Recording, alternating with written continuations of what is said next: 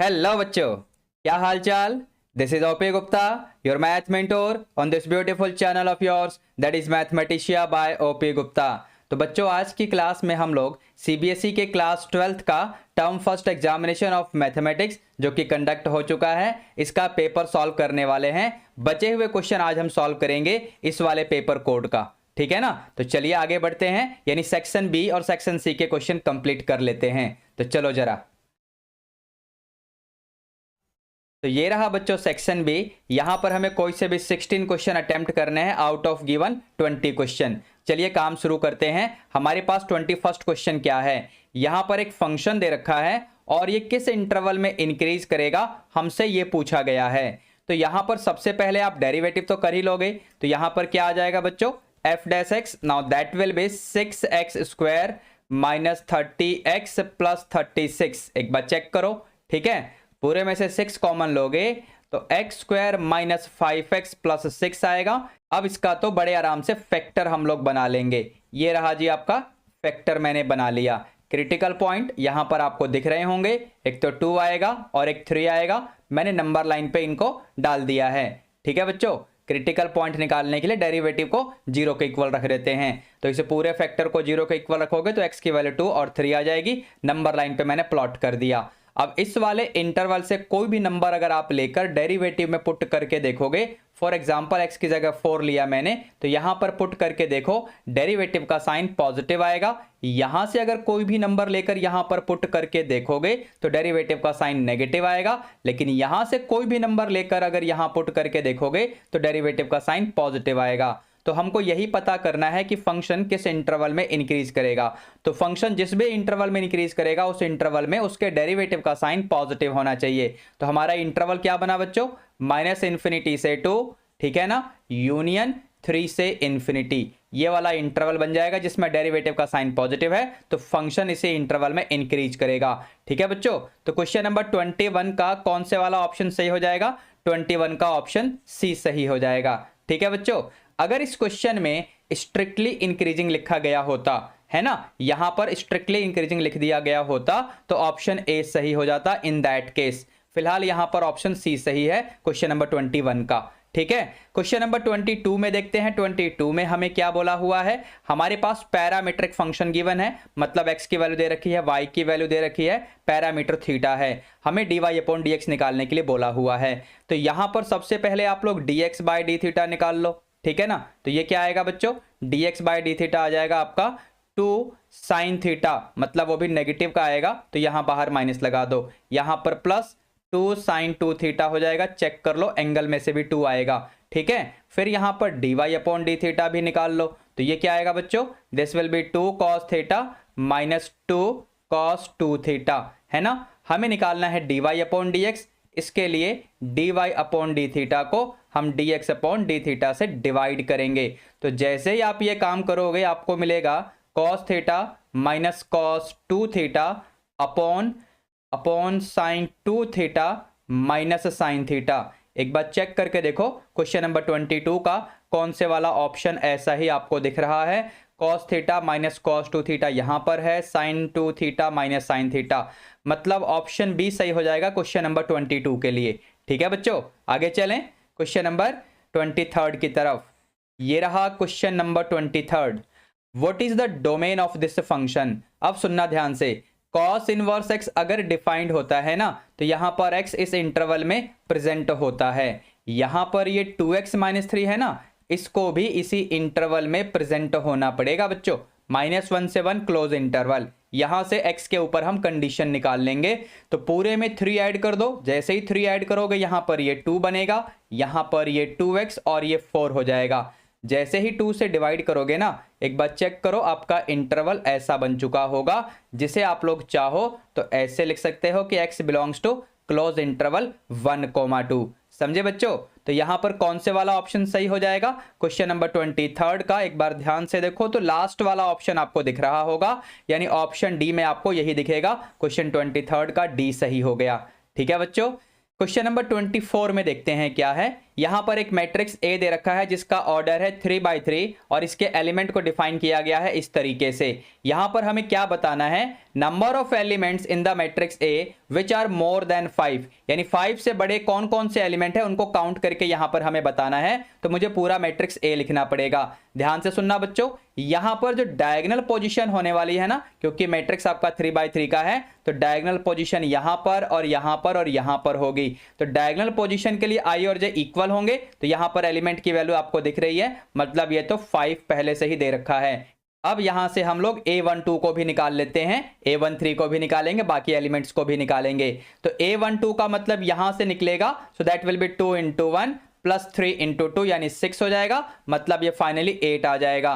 ठीक है बच्चों, फिर इसके बाद हम लोग निकालेंगे a13 का मतलब यहां पर ये 2 और ये 3 यहां पर डालोगे तो 9, कहने का मतलब ये 11 आ जाएगा। फिर यहां पर निकलेगा a21, कहने का मतलब सेकंड रो फर्स्ट कॉलम, तो सेकंड रो फर्स्ट कॉलम यानी यहां से आएगा बेसिकली। तो 3 2 जा 6 -2 1 जा 2 यानी 6 - 2 यानी 4 आ जाएगा। ठीक है बच्चों, फिर आप निकालो a23 यानी सेकंड रो थर्ड कॉलम, तो सेकंड रो थर्ड कॉलम यानी यहां वाला एलिमेंट। तो यहां पर आपका i छोटा है j बड़ा है, मतलब यहां पर आप जाओगे सो 2 2 जा 4 प्लस 3 3 जा 9, कहने का मतलब ये 13 आ जाएगा। ठीक है, फिर आप जाओगे a31 के पास, यानी यहां पर a31 यानी यहां से आपका काम चलेगा 3 3 जा 9 -2 1 जा 2, कहने का मतलब ये 7 आ जाएगा। फिर आप जाओगे a32 के पास, a32 यानी फिर से यहीं पर आपको जाना पड़ेगा, 3 3 जा 9 -2 2 जा 4 यानी ये एलिमेंट 5 हो जाएगा। अब अगर यहां पर आप ध्यान से देखोगे तो कितने एलिमेंट्स 5 से बड़े हैं, ये वाला एलिमेंट 5 से बड़ा है, ये भी 5 से बड़ा है, ये 13 भी 5 से बड़ा है और ये 7 भी 5 से बड़ा है। बाकी एलिमेंट्स या तो 5 के इक्वल हैं या फिर 5 से छोटे हैं। ठीक है, तो कितने एलिमेंट 5 से बड़े हैं, तो 4 एलिमेंट्स यहां पर 5 से बड़े हैं, यानी ऑप्शन बी को यहां पर आप मार्क करोगे क्वेश्चन नंबर 24 के लिए। बात समझ आ रही है सभी को? ठीक है, आगे चलें, क्वेश्चन नंबर 25 की तरफ चलते हैं। अब ये रहा क्वेश्चन नंबर 25 आपके सामने। यहां पर एक फंक्शन दे रखा है, इस तरीके से डिफाइंड है और ये कॉन्टिन्यूअस है x = π/2 पे, तो हमें k की वैल्यू निकालनी है। तो यहां पर सबसे पहले हम लोग f of π/2 निकालेंगे, जो कि यहां पर 3 के इक्वल दे रखा है, आपको दिख रहा होगा। Now this must be equal to limit of the function when x is approaching to π/2। तो यहां पर फंक्शन आपको ये दिख रहा है ना बच्चों, ठीक है ना। तो यहां पर मैं डायरेक्टली सॉल्यूशन शुरू कर देता हूं, मतलब अगर तुम यहां π/2 डालोगे ना तो 0/0 फॉर्म बन रही है, तो मैं यहां पर एल हॉपिटल रूल अप्लाई करने वाला हूं।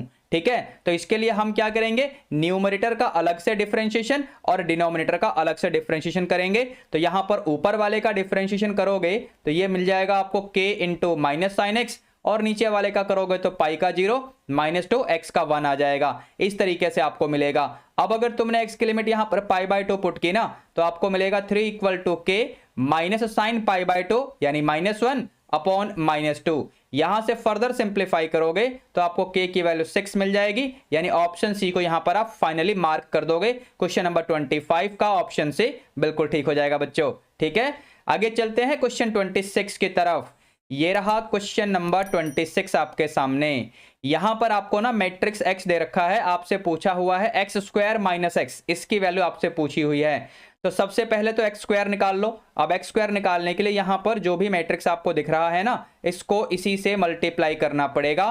तो चलो भैया काम शुरू करो। ये मैट्रिक्स x लिखा मैंने, फिर से मैट्रिक्स x लिखना पड़ेगा मुझे। तो 0 1 1 1 0 1 1 1 0, ठीक है ना। चलो काम शुरू करो। तो यहां पर क्या बनेगा, 0 × 0 खत्म, 1 × 1 प्लस 1 × 1 यानी यहां पर 2 आ जाएगा। फिर इसके बाद क्या है बच्चों, 0 × 1 खत्म, 1 × 0 खत्म, 1 × 1 यानी यहां पर 1 आ जाएगा। ठीक है, फिर आपका क्या बनेगा, 0 × 1 खत्म, 1 × 1 यानी 1 और फिर 1 × 0 यानी 1 ही रहेगा। इतना क्लियर है। अब आगे चलते हैं, रो 2 × C1, 1 × 0 खत्म, 0 × 1 खत्म यानी यहां पर 1 मिलेगा। फिर इसके बाद 1 × 1 फिर 0 फिर 1 यानी यहां पर 2 मिलेगा। यहां पर 1 यहां पर 0 और यहां पर भी 0 यानी 1 रहेगा। यहां 0 यहां पर 1 और 0 यानी 1 रहेगा। यहाँ पर 1 0 0 यानी 1 रहेगा और यहाँ पर आपका 2 आ जाएगा इस तरीके से। ये तो आपका एक्स स्क्वायर वाला मैट्रिक्स है, ठीक है। इसमें से x को सब्ट्रैक्ट करोगे ना तो ये रहा मैट्रिक्स x, सब्ट्रैक्ट करके देख लो क्या मिलेगा आपको। सो 2 माइनस 0 करोगे तो 2 ही रहेगा, 1 माइनस 1 यानी 0, यहाँ पर 0, यहाँ पर 0, यहाँ पर 2, यहाँ पर 0, यहाँ पर 0, यहाँ पर 0 और यहाँ पर 2। पूरे में से जैसे ही 2 कॉमन लोगे ना तो यहां पर ये 2 इंटू आई बन जाएगा। एक्स स्क्वायर माइनस एक्स की वैल्यू आपको मिल चुकी है, यानी ऑप्शन ए को यहां पर आप सेलेक्ट कर लो। क्वेश्चन नंबर 26 का ऑप्शन ए सही हो गया बच्चों, ठीक है।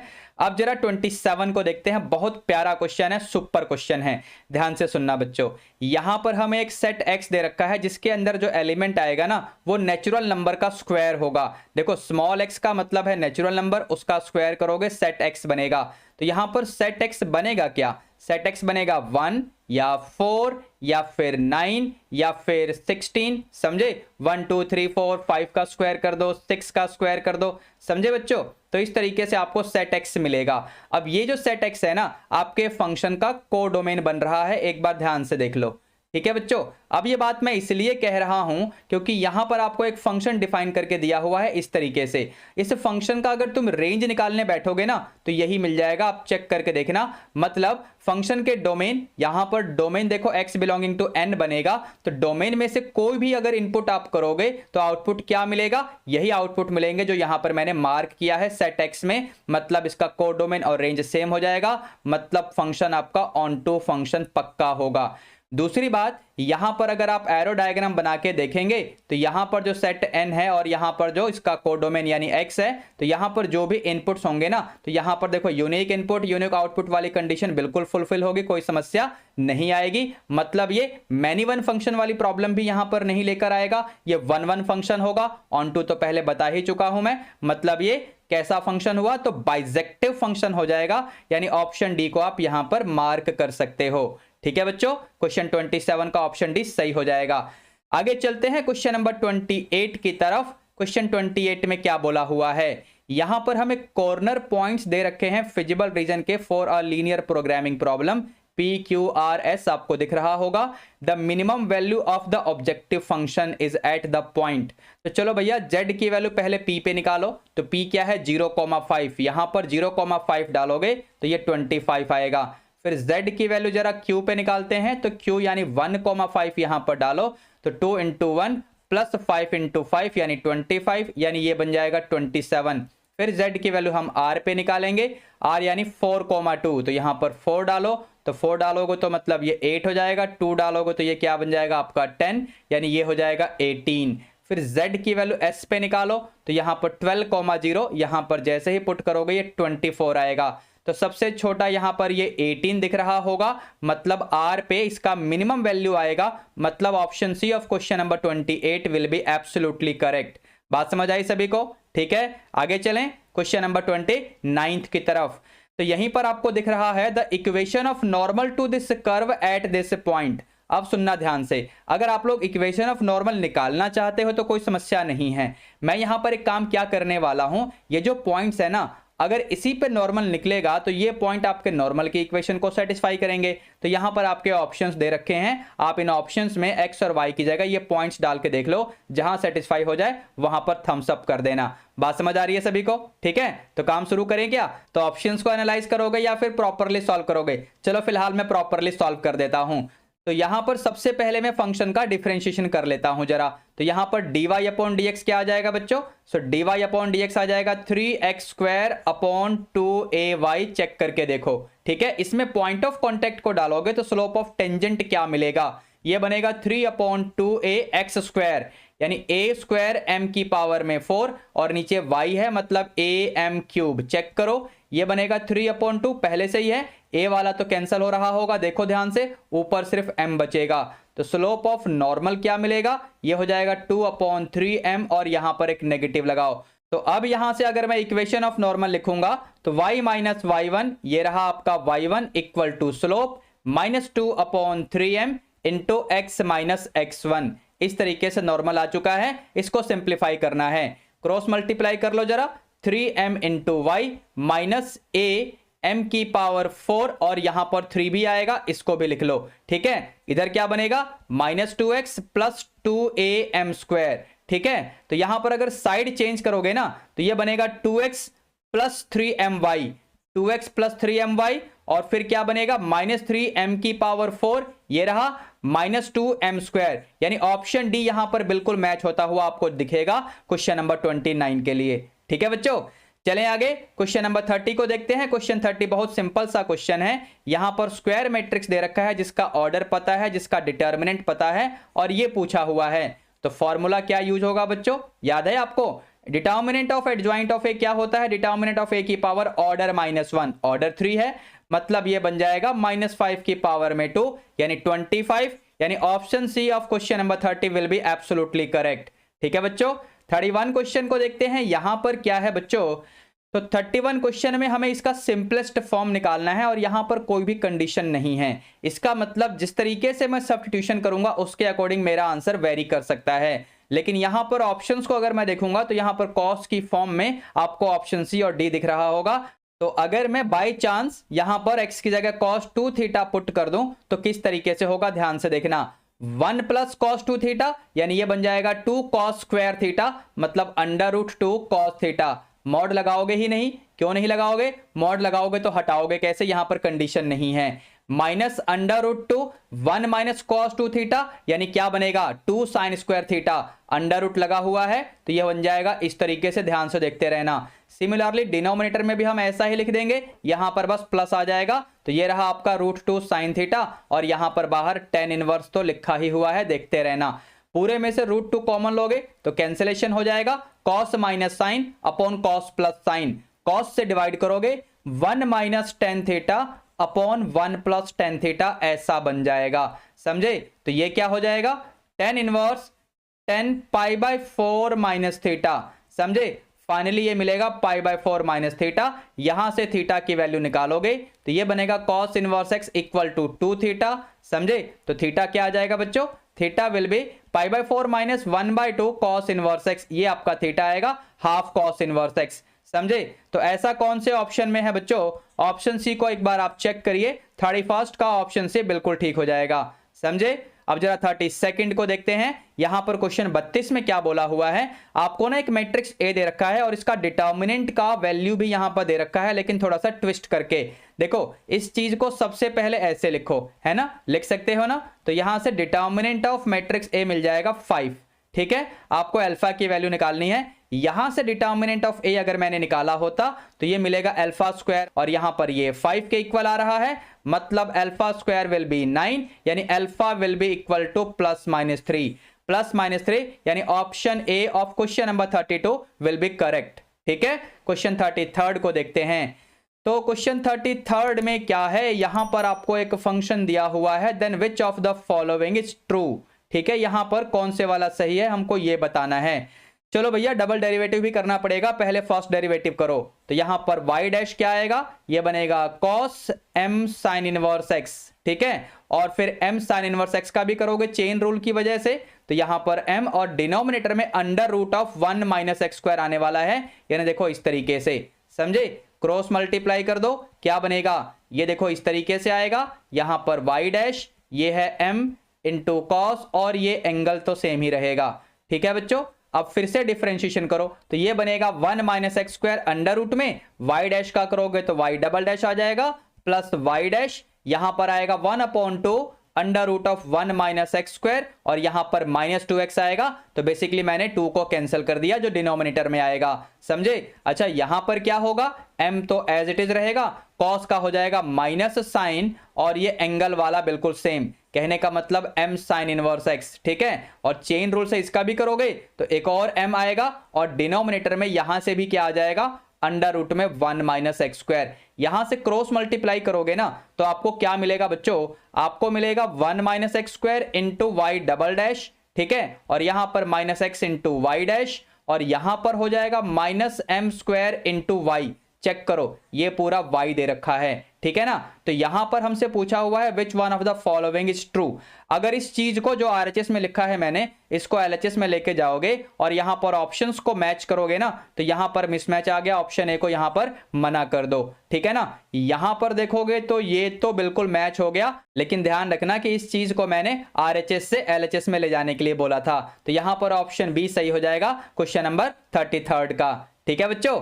आगे चलते हैं, क्वेश्चन 34 को देखते हैं। इसका प्रिंसिपल वैल्यू बताना है। tan इनवर्स रूट 3 का मतलब क्या हुआ, तो π/3 minus cot inverse minus root 3 है। ध्यान से सुनना, कॉट इनवर्स माइनस रूट 3 मतलब क्या हुआ, pi minus cot inverse root 3 मतलब क्या हुआ, पाई माइनस π/6 मतलब 5π/6, समझे। तो यहां पर ये 5π/6 आ जाएगा। इसको सिंप्लीफाई करना है, -3π/6 बनेगा, मतलब -π/2 विल बी द आंसर, यानी option B of question number 34 will be absolutely correct, ठीक है। यहां पर 35th क्वेश्चन में चलते हैं जरा, और ये थोड़ा सा लंबा क्वेश्चन है। तो ये रहा जी क्वेश्चन नंबर 35। यहां पर इस फंक्शन का मुझे मैक्सिमम वैल्यू निकालना है। तो सबसे पहले इस फंक्शन को मैं y मान लेता हूं और जरा इसको सिंप्लीफाई कर लेते हैं। मतलब y को मैं लिखने वाला हूं e⁻ ln ऑफ 1/x की पावर में x। ध्यान से देखते रहना, इसको फर्दर क्या हम ऐसे लिख सकते हैं, एक बार चेक कर लो, ठीक है। अब यहां से डेरिवेटिव स्टार्ट करो। तो जैसे ही डेरिवेटिव करोगे ये तो आपका सेम ही रहेगा बच्चों, ठीक है ना। यहां पर ये -x, इसका क्या हो जाएगा, तो 1/x, फिर क्या बनेगा आपका ln ऑफ x सेम रहेगा, -x का करोगे तो -1, इस तरीके से आ जाएगा। तो फाइनली ये क्या मिलेगा आपको, y डैश मिलेगा e⁻x into ln of x, और ये बनेगा -1 माइनस ln ऑफ x, इस तरीके से, ठीक है ना। यहां से डबल डेरिवेटिव करके दिखाने की जरूरत नहीं है, डायरेक्टली अपना काम शुरू कर सकते हो। मतलब डबल डेरिवेटिव पक्का यहां पर नेगेटिव आएगा, लेकिन मैं वेरीफाई क्यों करूं, ये तो ऑब्जेक्टिव टाइप का क्वेश्चन है। तो यहां पर मैं क्रिटिकल पॉइंट डायरेक्टली निकालने वाला हूं, मतलब इसको मैं 0 के इक्वल पुट कर दूंगा, समझे बच्चों। तो यहां से ये पूरा तो खत्म हो जाएगा, ये बनेगा ln ऑफ x इक्वल्स -1। तो यहां से x का मतलब हो जाएगा e⁻1, समझे। अब यहां से x की वैल्यू को अपने फंक्शन में जैसे ही आप पुट करेंगे तो 1/e⁻1, और यहां पर e⁻1 कहने का मतलब ये क्या बनेगा, e की पावर देखो इस तरीके से मिलेगा, जिसे आप लोग e⁻1/e भी लिख सकते हो। यानी क्वेश्चन नंबर 35 का जो पहला ऑप्शन है वही यहां पर ठीक हो जाएगा, ठीक है बच्चों। 35 का ए सही हो जाएगा। क्वेश्चन 36 को देखते हैं, इसमें क्या है।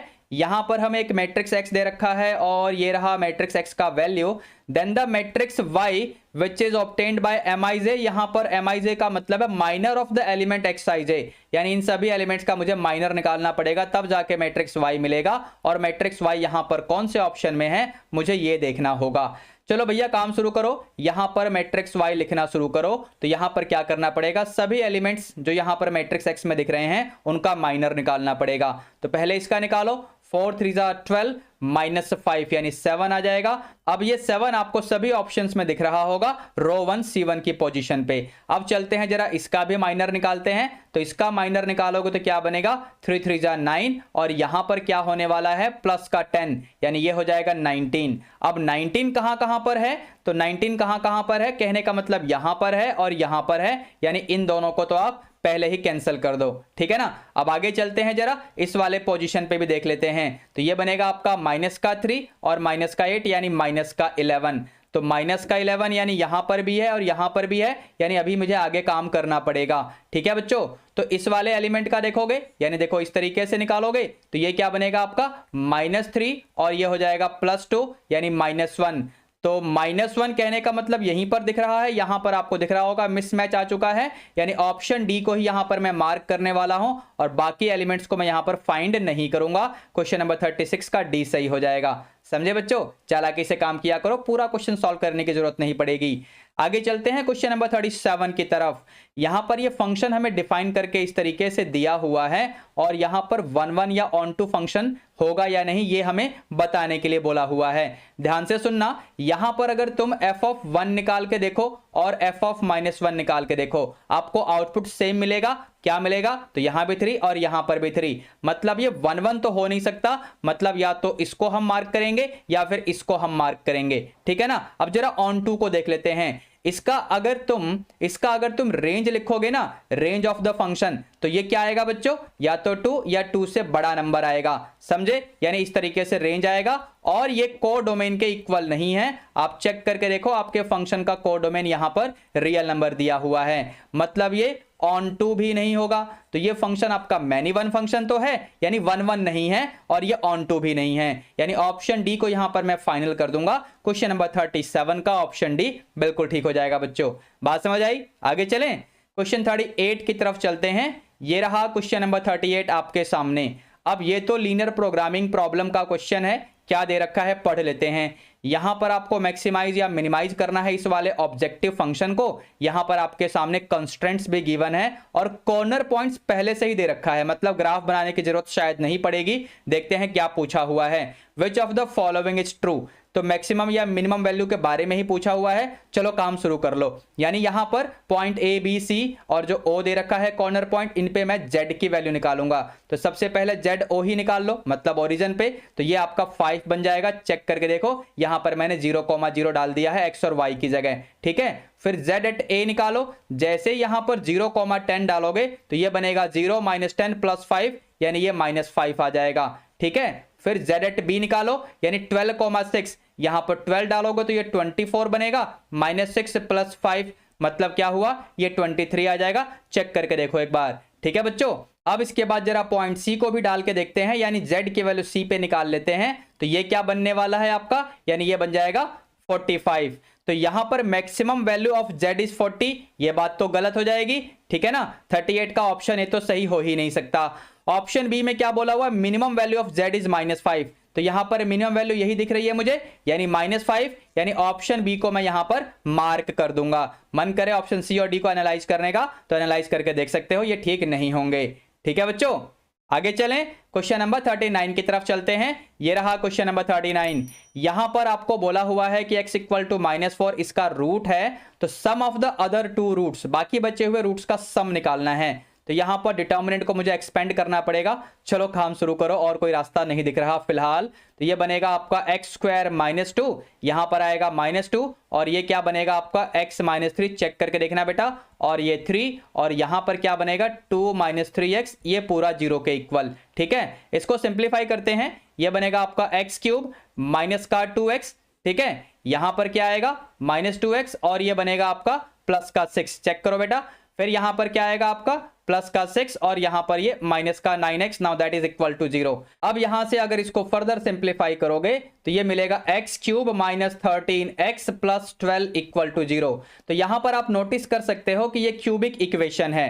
क्यूबिक इक्वेशन के तीनों रूट्स का सम निकालने का फॉर्मूला क्या होता है, मतलब अगर रूट्स को मैं अल्फा बीटा गामा एज्यूम कर लूं तो अल्फा + बीटा + गामा क्या होने वाला है, minus coefficient of x², x² का कोफिशिएंट यहां पर है ही नहीं, मतलब 0, अपॉन कोफिशिएंट ऑफ x³, तो यहां पर वो तो 1 है, मतलब ये हुआ कि ये 0 आ जाएगा। अब यहां पर तीनों रूट्स में से एक रूट की वैल्यू दे रखी है -4, तो किसी भी रूट को अगर आप -4 के इक्वल रख लोगे, फॉर एग्जांपल अगर आपने अल्फा को ही -4 मान लिया, तो यहां पर बीटा + गामा के साथ में -4 को ऐड करोगे तो ये 0 मिलेगा। तो यहां पर बीटा + गामा क्या हो जाएगा बच्चों, तो 4 हो जाएगा, यानी option A of question number 39 will be absolutely correct. बात समझ आई? क्वेश्चन नंबर 40 को देखते हैं, 40 में क्या बोला हुआ है। क्वेश्चन 40 में हमसे एब्सोल्यूट मैक्सिमम वैल्यू पूछी गई है इस वाले फंक्शन की, और ये रहा आपका क्लोज इंटरवल। तो इसका डेरिवेटिव कर लो सबसे पहले, यानी f'(x), तो ये क्या आने वाला है 4 - ½ ऑफ 2x, यानी -x बन जाएगा। कहने का मतलब क्रिटिकल पॉइंट निकालोगे तो यहां से x की वैल्यू 4 आ जाएगी जब आप डेरिवेटिव को 0 के इक्वल रखोगे। ये जो नंबर आया ये आपके क्लोज इंटरवल -2 से 9/2 के बीच में ही होना चाहिए, ठीक है। यहां पर अब हम लोग क्या करने वाले हैं, f ऑफ -2 निकालेंगे, फिर f ऑफ 4 भी निकालेंगे, फिर उसके बाद f ऑफ 9/2 भी निकालेंगे। चलो भैया 1 बाय 1 काम शुरू कर लो। तो यहां पर -2 को डालोगे ना तो ये क्या बनने वाला है आपका -8 - 1/2 -2 का स्क्वायर, मतलब -8, और यहां पर ये बनेगा 4, और ये आपका 1/2 तो है ही, मतलब ये -2 होगा, मतलब ये -10 आ जाएगा, समझे। जब 4 को डालोगे तो यहां पर ये 16 बनेगा, -1/2 16, समझे, 4 का स्क्वायर, तो 16 का हाफ मतलब 8 हो जाएगा। कहने का मतलब ये 8 रह जाएगा। यहां पर अब 9/2 को डालो, तो 9/2 डालोगे तो क्या बनेगा 4 इंटू एक्स, एक्स मतलब 9/2, मतलब क्या हो गया ये बन जाएगा 18, 18 minus 1/2 of x square, x का स्क्वायर यानी 81/4, यानी क्या बनेगा 81/8। समझे, इसका एलसीएम ले लेंगे, 18 8 जा क्या हो जाएगा बच्चों 144 माइनस 81/8। देखो इस तरीके से आएगा। इसको फर्दर सिंप्लीफाई करते हैं तो यहां पर ये क्या बनने वाला है, ये 3 हो जाएगा आपका, यहां पर ये 6 आएगा, 63/8 कहने का मतलब यहां पर आ जाएगा 63/8। दैट मींस फंक्शन की सबसे बड़ी वैल्यू यहां पर ये मिलने वाली है, यानी 8, यानी 8 will be the absolute maximum value of the given function in the given interval. तो यहां पर ऑप्शन ए को आप देखेंगे तो ऑप्शन ए में यही लिखा हुआ है, यानी क्वेश्चन 40 का ऑप्शन ए बिल्कुल ठीक हो जाएगा बच्चों। ठीक है, अब आगे चलते हैं क्वेश्चन नंबर 41 की तरफ, यानी सेक्शन सी भी स्टार्ट कर लेते हैं। तो सेक्शन सी में यहां पर आपको टोटल 8 क्वेश्चन अटेम्प्ट करने थे आउट ऑफ 10 क्वेश्चन। तो पहला क्वेश्चन यानी 41 क्वेश्चन काफी लेंथी क्वेश्चन है, चलो पढ़ते हैं जरा यहां पर क्या बोला हुआ है। In a sphere of radius r, a right circular cone of height h having maximum curved surface area is inscribed. The expression for the square of curved surface of cone is, यानी यहां पर सबसे पहले मुझे एक sphere बनाना है जिसके अंदर मुझे कोन को इंस्क्राइब करना है। तो इस तरीके से आपका देखो डायग्राम बन जाएगा। अगर आप ध्यान से देखें तो ये देखो भैया मैंने इस तरीके से आपका कोन बनाया और यहां पर इसका बेस रेडियस मैं कैपिटल आर लेने वाला हूं, क्योंकि यहां पर स्फीयर का रेडियस इन्होंने स्मॉल आर दिया हुआ है। समझे, यानी ये दे रखा है स्मॉल आर, यहां पर इसको ज्वाइन करोगे ये भी स्मॉल आर आएगा। यहां से अगर इस तरीके से लेकर आओगे और इसको अगर मैं x मान लूं, है ना, तो यहां पर इसका हाइट हो जाएगा, कोन का हाइट r प्लस एक्स। इस तरीके से यहां पर इसको कैपिटल आर लेने वाला हूं मैं, बेस रेडियस ऑफ कोन। ठीक है, तो यहां पर बेसिकली कर्व्ड सरफेस एरिया क्या होता है, कोन का पाई आर एल, है ना, ये तो फॉर्मूला होता है। हम क्या लिखेंगे, pi capital R into L, इस तरीके से लिखेंगे। यहां पर एल कैसे निकालोगे, तो पाई कैपिटल आर, इसका हाइट यानी एच स्क्वायर प्लस इसका बेस रेडियस यानी कैपिटल आर स्क्वायर, इस तरीके से आ जाएगा। समझे, यहां पर आप लोग कैपिटल आर स्क्वायर कैसे निकाल सकते हो, पाइथागोरस थ्योरम की हेल्प से। एक बार चेक करो ध्यान से, तो यहां पर बनेगा आपका capital R square equal to R square minus X square. समझे, इस वाले ट्राइंगल में यहां पर देखो ध्यान से, तो इन वैल्यूज को यहां पर मैं रिप्लेस करूंगा और h की जगह r प्लस एक्स भी यूज करने वाला हूं। तो यहां पर फिलहाल अगर मैं c का स्क्वायर कर दूं ना, ये फिलहाल c की वैल्यू मिल रखी है, तो c का स्क्वायर करेंगे तो ये बनेगा pi square into R square. R square का मतलब क्या हो जाएगा वो मैं डाल दूंगा यहां से, वेट कर लो जरा। इसके बाद यहां से ये अंडर रूट तो हट ही जाएगा, एच स्क्वायर यानी आर प्लस एक्स का होल स्क्वायर देखो इस तरीके से हो जाएगा, प्लस आर स्क्वायर यानी small R square minus X square, ये आ जाएगा। इसको सिंप्लीफाई करेंगे यानी pi square R square, R square का मतलब हुआ R square minus X square, इस तरीके से कैपिटल आर स्क्वायर की वैल्यू पुट कर दी है मैंने।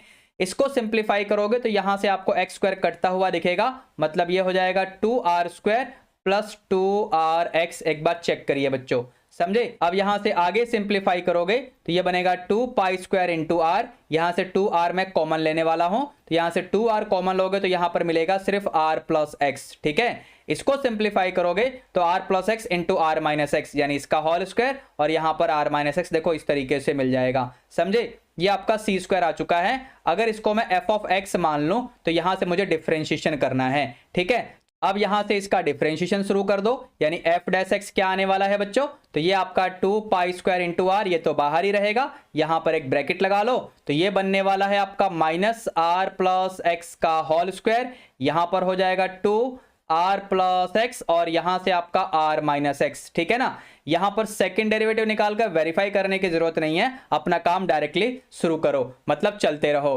तो यहां पर क्या होने वाला है, बेसिकली ये बनेगा 2 पाई स्क्वायर इंटू आर, यहां पर क्या होगा बेसिकली ये बन जाएगा आपका minus R square minus X square minus 2rx, चेक कर लेना, और ये बनेगा आपका plus 2r square minus 2x square. एक बार चेक करो। ठीक है बच्चों, तो फर्दर इसको सिंप्लीफाई करोगे 2 पाई स्क्वायर इंटू आर, यहां पर क्या बनने वाला है बच्चों, ये बनने वाला है आर स्क्वायर, ये माइनस 3x स्क्वायर और ये माइनस 2rx। एक बार चेक करो।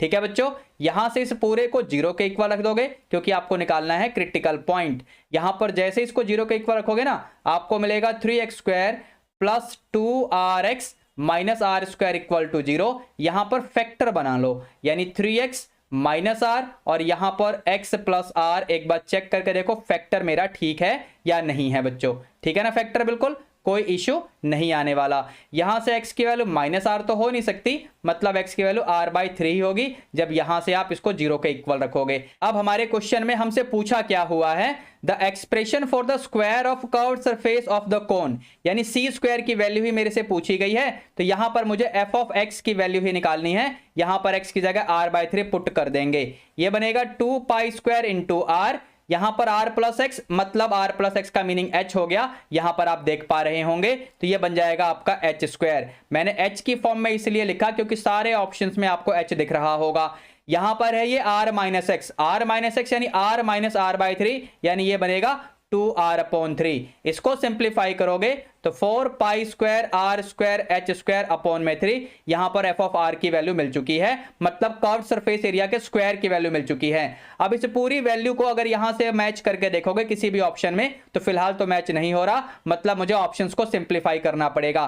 पहले ऑप्शन से शुरुआत करते हैं। इस ब्रैकेट में से h कॉमन लो तो बाहर मिलेगा 2π², यहां पर r और यहां पर h², और यहां पर बेसिकली क्या हो जाएगा, ये बनेगा आपका 2r प्लस h। h का मतलब क्या निकाला था मैंने, h का मतलब निकाला था यहां पर r प्लस एक्स यानी 4r/3, यानी यहां पर बन जाएगा 4r/3। इसको सिंप्लीफाई करके देखना, आपको ऐसा नहीं मिलेगा, कहने का मतलब ऑप्शन ए को आप यहां पर रिजेक्ट कर दोगे। सिमिलरली यहां पर भी आपको रिजेक्ट करना पड़ेगा ऑप्शन बी को। ऑप्शन सी को चेक करके देखते हैं। ऑप्शन सी में अगर आप ध्यान से देखेंगे ये बनेगा 2π², ठीक है ना, r और यहां से h² कॉमन लो, अंदर क्या मिलेगा, अंदर मिलेगा 2r माइनस h, और h क्या है तो 4r/3, समझे। तो यहां पर 2r माइनस h मतलब 4r/3, यानी सॉल्व करोगे तो 2r/3 आएगा। बाहर पहले से ये वेट कर रहा है, मतलब 2π² r into h² into 2r/3। एक बार सॉल्व करके देखना बेटा, ये पक्का इससे मैच हो जाएगा, मतलब option C of question 41 will be absolutely correct. काफी लंबा क्वेश्चन है, समझे। पूरा सॉल्यूशन करने के बाद भी दिमाग की दही हो रही थी, यहां पर ऑप्शंस को एनालाइज करना पड़ा। तो इसका मतलब तो ये हुआ बच्चों, क्वेश्चन 41 1 मार्क का तो बिल्कुल नहीं हो सकता। इसका मतलब ये भी हुआ कि यहां पर जरूर कुछ ना कुछ ट्विस्ट होना चाहिए। चलिए मैं आपको समझाता हूं यहां पर क्या ट्विस्ट है बच्चों।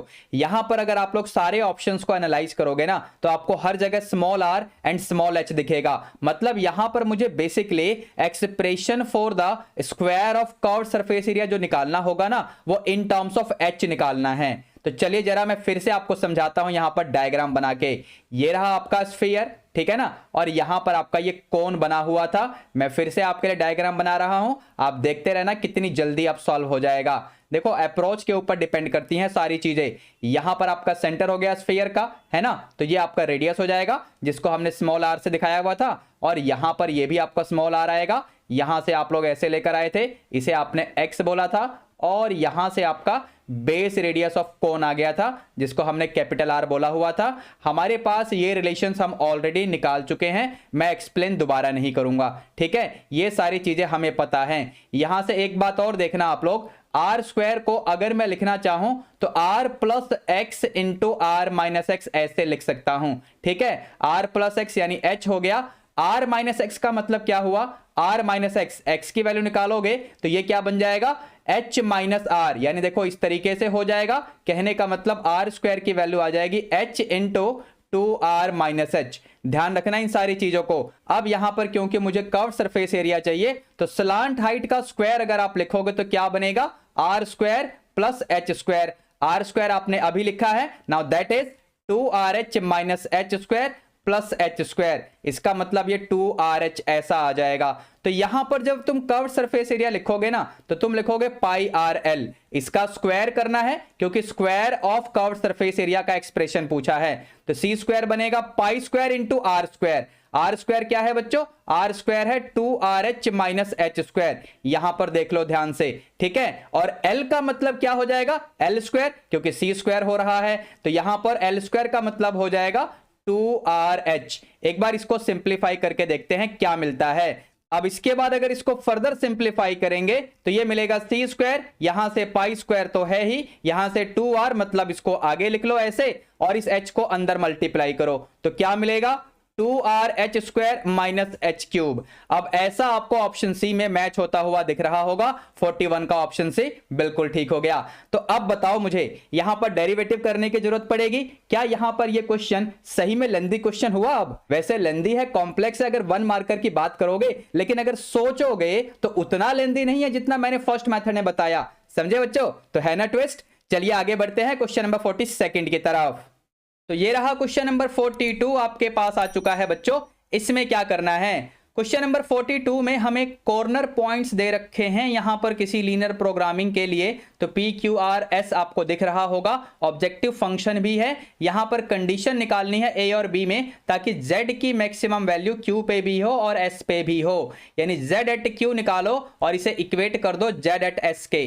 तो Z एट Q मतलब यहां पर 3,5 दिख रहा होगा, X और Y की जगह 3 और 5 हम डाल देंगे। तो ये बनेगा 3A, यहां पर 5 डालोगे तो ये बनेगा आपका 10B। चेक करके देखो, ठीक है ना। फिर यहां पर S यानी 4,1 डालेंगे तो ये बनेगा आपका 4A प्लस में 2B। सिंप्लीफाई करोगे तो A will be equal to 8B। एक बार चेक करो, ऐसा किसी ऑप्शन में तो नहीं है, मतलब थोड़ा सा मॉडिफाई करो, A minus 8B equal to 0। ऐसा आपको ऑप्शन डी में दिख जाएगा। क्वेश्चन नंबर 42 का ऑप्शन डी बिल्कुल ठीक हो जाएगा। ठीक है बच्चों। क्वेश्चन नंबर 43 को देखते हैं। यहां पर हमें दो कर्व दे रखे हैं और ये राइट एंगल पे कट करेंगे तो सी की वैल्यू बतानी है। दोनों कर्व राइट एंगल पे कट करेंगे तो दोनों का जो स्लोप आएगा ना, उसका प्रोडक्ट करने पे -1 बनना चाहिए। समझे बच्चों? इस फैक्ट का यूज होने वाला है यहां पर। चलिए पहले डिफरेंशिएशन करो। तो पहले कर्व का डेरिवेटिव करोगे तो यहां पर 2y into Y dash, 4x का 4, यानी यहां से y डैश की वैल्यू आ जाएगी 2/y। एक बार चेक करके देख लेना, ठीक है ना। दूसरे वाले कर्व का भी कर लेते हैं। तो ये बनेगा x into Y dash plus y, x का 1 और c का 0। कहने का मतलब यहां से y डैश की वैल्यू आ जाएगी -y/x। ठीक है, इन दोनों स्लोप्स का प्रोडक्ट कर लेते हैं, यानी 2/y इंटू -y/x। जैसे ही आप ये काम करोगे तो आपको -1 मिलना चाहिए। मतलब यहां से कंक्लूजन ये मिला कि x की वैल्यू 2 आ गई। ठीक है ना। x की वैल्यू को मैं कहां पर पुट करूं? तो पहले वाले कर्व में पुट करो। तो यहां से y² आपका 8 आ जाएगा। कहने का मतलब y की वैल्यू मिल जाएगी +-2√2। समझे? x और y की वैल्यू मिल चुकी है, यहां पर पुट करो, यानी x into Y equal to c में। तो c मिल जाएगा आपका x यानी 2, और यहां पर y मतलब +-2√2, यानी सॉल्व करोगे तो +-4√2 आ जाएगा। अब यहां पर ऑप्शन ए को देखो और डी को देखो, दोनों में आपको दोनों ही चीजें दिख रही होंगी। कहने का मतलब यहां पर 43 का option A and option D दोनों ही सही हो जाएगा। ऑप्शन ए भी सही होगा, ऑप्शन डी भी सही होगा। समझे बच्चों? अब यहां पर आपने क्या मार्क किया है मुझे कमेंट करके बताना जरा। चलो आगे बढ़ते हैं क्वेश्चन नंबर 44 की तरफ। ये रहा क्वेश्चन नंबर 44। यहां पर इस मैट्रिक्स का ना इनवर्स निकालना है। अगर आप लोग ध्यान से देखेंगे ना बच्चों, तो ये मैट्रिक्स क्या है? ये मैट्रिक्स बेसिकली डायगोनल मैट्रिक्स है। मतलब कोई भी डायगोनल मैट्रिक्स अगर इस तरीके से है ना, A0 0, यहां पर 0, यहां पर B, यहां पर 0 0 0 C, तो इसका इनवर्स निकालोगे ना तो यहां पर पावर में बस -1 लगा दो। समझे? तो मतलब यहां पर यह हुआ कि 2 की पावर -1, 3 की पावर -1, 4 की पावर -1। तो ऐसा मुझे कहां पर दिख रहा है? बेसिकली ऑप्शन डी में देखो, 1/2 यानी 2 की पावर -1, 1/3 यानी 3 की पावर -1, 1/4 यानी 4 की पावर -1, यानी यहां पर इसका ऑप्शन डी सही हो जाएगा। अगर इसको प्रॉपरली सॉल्व करने का विचार हो तो इसका डिटर्मिनेंट निकालिए, इसका एडजॉइंट निकालिए, एडजॉइंट को डिटर्मिनेंट से डिवाइड करिए, सिंप्लीफाई करिए, ऑप्शन डी वाला ही आएगा। Not an issue at all. समझे बच्चों? आगे चलें, 45th क्वेश्चन को देखते हैं। तो यहां पर आपको ग्राफ दे रखा है इन्होंने, और इन्होंने बोला क्या है? For an LPP the objective function is this, the feasible region determined by a set of constraints linear inequation is shown in the graph. ये रहा ग्राफ आपके सामने। Which one of the following statements is true? तो यहां पर मुझे z की maximum value पहले निकालनी पड़ेगी, तब जाके पता चलेगा, क्योंकि ऑप्शन में ऐसा ही कुछ लिखा हुआ है। तो चलो जरा काम शुरू करते हैं। कॉर्नर पॉइंट्स यानी P, Q, R and origin, इन पे हम z की वैल्यू निकाल लेते हैं। z ओरिजिन पे निकालोगे तो ये 0 ही रहेगा। z की वैल्यू P पे निकालोगे, P का मतलब है 0,40, यहां पर 0,40 डालोगे तो 120 आ रहा होगा। फिर z की वैल्यू यहां पर Q पे भी निकालेंगे, यानी 30,20 यहां पर डालोगे, 30 डालोगे तो 120 मिलेगा, और अगर 20 डालोगे तो यहां पर मिलेगा 60। कहने का मतलब ये आ जाएगा 180। फिर z की वैल्यू R पे भी निकालेंगे, r का मतलब क्या है 40,0 यानी ये 160 आ जाएगा। तो यहां पर सबसे बड़ी वैल्यू क्या है, maximum value of z is at r, ये बात बिल्कुल गलत है, यानी ऑप्शन ए को हटा दो। Maximum value of z is at q, ये बिल्कुल सही है, यानी ऑप्शन बी यहां पर सही हो जाएगा क्वेश्चन नंबर 45 के लिए। ठीक है बच्चों, अब चलते हैं जरा केस स्टडी टाइप के क्वेश्चंस की तरफ। तो केस स्टडी टाइप का क्वेश्चन यानी यहां पर आपको दिख रहा होगा क्या बोला हुआ है, काफी लंबा डाटा है, पढ़ लेते हैं, वन बाय वन सिचुएशन को एनालाइज करते हैं जरा। In a residential society comprising of 100 houses there were 60 children between the ages, ये एज ग्रुप दे रखा है आपको। They were inspired by their teachers to start composing to ensure that biodegradable waste is recycled. For this purpose, instead of each child doing it for only his or her house, children convinced the Residents Welfare Association to do it as a society initiative. For this, they identified a square area in the local park. Local authorities charged amount of rupees 50 per square meter for space so that there is no misuse of the space, and Resident Welfare Association takes it seriously. Association hired a laborer for digging out 250 cubic meter and he charged this much amount. Association will like to have minimum cost. Based on this information, answer any four of the following question. तो question number 46 से start करते हैं। यहां पर हमें क्या बोला हुआ है, let side of the square plot is x metre, और इसका डेप्थ भी आपको दे रखा है। ध्यान से सुनना मैं किस तरीके से करूंगा। मैं यहां पर ना एक क्यूबॉइडल शेप का बॉक्स बना लेता हूं, आपको समझाने में मुझे आसानी रहेगी। देखो सिचुएशन बिल्कुल यही है, यहां पर ऐसा कोई इशू नहीं होने वाला। इस तरीके से आपका ये शेप होने वाला है बॉक्स का। तो यहां पर बेस में आपको दे रखा है x, ठीक है ना, ये भी आपको x दे रखा है, ठीक है, और इसका हाइट आपको दे रखा है यहां पर h। यहां पर वॉल्यूम भी आपको दे रखा था, अगर आप ध्यान से देखोगे तो वॉल्यूम हम कैसे निकालेंगे, x into x into H, इस तरीके से, यानी एक्स स्क्वायर इंटू एच, और ये दे रखा है 250 के इक्वल। समझे, यहां पर एरिया क्या आएगा बच्चों, तो बेस का एरिया ये रहा और साइड्स का एरिया बन जाएगा 4hx, क्योंकि एक साइड का एरिया आएगा hx। समझे। अब यहां से क्योंकि हमारे क्वेश्चन में ना कोस्ट के बारे में पूछा गया है, तो यहां पर सबसे पहले मैं कोस्ट निकाल लेता हूं, एरिया तो मैंने निकाल ही लिया है। तो यहां पर लेबर का चार्ज क्या होने वाला है, ₹400 इंटू डेप्थ स्क्वायर। डेप्थ इसका h है ना, तो यहां पर ये हो जाएगा 400 इंटू एच स्क्वायर। इसका मतलब ये हुआ कि यहां पर ये वाला ऑप्शन तो पहले ही भगा दो, ठीक है ना। अच्छा, यहां पर जो भी वैल्यू आपको कोस्ट फंक्शन की दिख रही है ना, वो h की फॉर्म में है, इस बात का ध्यान रखना। अब यहां पर देखो एक और डाटा दे रखा था आपको कोस्ट के लिए कि यहां पर लोकल अथॉरिटी इतने रुपए चार्ज करेगी पर स्क्वायर मीटर, यानी यहां पर बेस का एरिया अगर आप निकालोगे ना तो वो बनेगा x इंटू एक्स, यानी एक्स स्क्वायर, जो मैंने यहां पर निकाल के रखा हुआ है। समझे, यानी ये बन जाएगा 50x स्क्वायर इस वाले बेस के लिए, मतलब यहां पर जो लोकल अथॉरिटी चार्ज करने वाली है। यहां पर बेसिकली अगर मैं x स्क्वायर की वैल्यू निकालूंगा ना, तो इस वाली कंडीशन को देखो जो मैंने ऊपर निकाल के रखा हुआ है, मतलब 50 इंटू क्या हो जाएगा 250 अपॉन h, इन दोनों को ऐड कर दो, तो ये फाइनली क्या बनने वाला है बच्चों, ये बनेगा 12500 अपॉन में h प्लस 400h स्क्वायर। ये आपका कोस्ट फंक्शन आ गया। 46 का ऑप्शन भी सही हो गया। ठीक है बच्चों, आगे चलें क्वेश्चन नंबर 47 की तरफ। ये रहा क्वेश्चन 47 आपके सामने। तो यहां पर आपको h की वैल्यू बतानी है ताकि dc अपॉन dh 0 हो जाए। ये आपका c निकल चुका है, इसका डेरिवेटिव करना पड़ेगा। तो चलते हैं जरा इसका डेरिवेटिव करते हैं। तो dc अपॉन dh क्या बनेगा, ये बनेगा 800h, पहले इसको कर लिया, यहां पर 12500 अपॉन h स्क्वायर ऐसा आ जाएगा। इसे 0 के इक्वल रखना है, तो h की वैल्यू क्या आएगी हमको ये बताना है। यहां पर जैसे इक्वेट करोगे और क्रॉस मल्टीप्लाई करोगे, 800h cube will be equal to 125 और ये 00, इनको तो कैंसिल करो, यानी h क्यूब आ जाएगा 125 अपॉन 8, यानी h की वैल्यू आ जाएगी 5 अपॉन 2। तो 5 अपॉन 2 का मतलब 2.5 होता है, यानी ऑप्शन सी को यहां पर आप मार्क कर सकते हो क्वेश्चन नंबर 47 में। समझे बच्चों। अब आगे चलते हैं क्वेश्चन नंबर 48 में। यहां पर डबल डेरिवेटिव पूछा हुआ है, तो इसका डबल डेरिवेटिव निकाल ही लो। तो ये क्या बनेगा बच्चों, ये तो मिलेगा 800 और यहां पर ये हो जाएगा प्लस, इसको 2 से मल्टीप्लाई करो तो ये हो जाएगा आपका 250 और 2 0 और भी लगा हुआ है, डिनोमिनेटर में h क्यूब। समझे। तो ऐसा कौन से ऑप्शन में आपको दिख रहा है, 25000 upon h cube plus 800, option A में ही आपको ये दिख रहा होगा क्वेश्चन 48 में। ठीक है, क्वेश्चन नंबर 49 को देखते हैं। Value of x in metre for the minimum cost.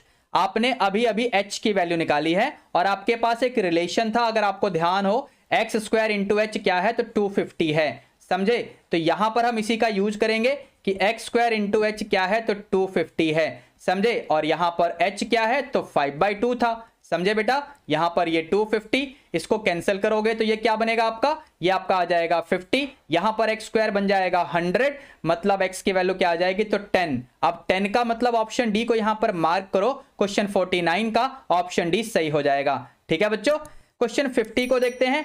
Total minimum cost भी पूछ लिया, तो यहां पर कॉस्ट फंक्शन क्या निकला था बच्चों, यानी यहां पर 12500 upon H plus 400 H square, इसमें h की वैल्यू 5/2 मुझे डालनी पड़ेगी, ठीक है ना। तो यहां पर जैसे ही 5/2 डालोगे तो यहां पर 12500 इंटू 2/5 हो जाएगा, ये बनेगा 400 इंटू 25/4, समझे। यहां पर इसको कैंसिल करो, ये 2500 हो जाएगा, मतलब ये हो जाएगा 5000, ठीक है। यहां पर इसको कैंसिल करोगे तो ये 100, यानी ये हो जाएगा 2500, यानी 7500, यानी option B of question number 50 will be absolutely correct. ठीक है बच्चों, तो बस बच्चों इसी के साथ हम लोगों ने इस सेट का भी सॉल्यूशन कंप्लीट कर लिया है। अगर आपको ये पूरा लेक्चर सही से समझ में आया है तो इस चैनल को सब्सक्राइब कर देना, इस वीडियो को लाइक करने के बाद अपने क्लासमेट्स के साथ शेयर भी कर देना। ठीक है बच्चों, चलिए मिलते हैं नेक्स्ट लेक्चर में। Till then be good, take care, all the best, thank you.